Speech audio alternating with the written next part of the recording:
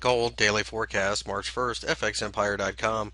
The gold markets absolutely fell apart during the session on Wednesday, as you can see, as the Federal Reserve Chairman Ben Bernanke testified before Congress and made no mention whatsoever of any type of easing.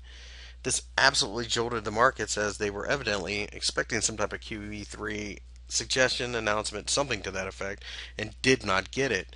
Added to that was the LTRO doing fairly well during the European session, but the EU, more specifically the ECB, suggested that there would not necessarily be a third round of the LTRO.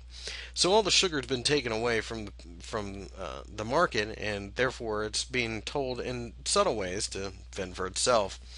This shocked a lot of people, and it suggested that perhaps inflation wasn't as close as a lot of traders would have thought, and we got this massive red candle. Of course, we're sitting right on a support area, which we call, for lack of a better term, 1700, but the fact that it did give way does concern us.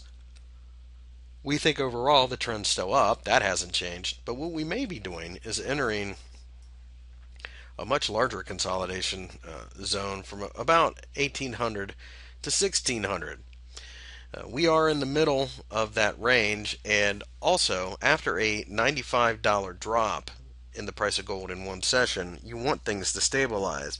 So the trade for the Thursday session really is to not trade. Uh, More than likely, we will still have some volatility, and as such, what we're waiting for, either a nice hammer, which would show the support holding, or a couple of very quiet days in this market. Until then, we are content to sit on the sidelines and simply let it work itself out.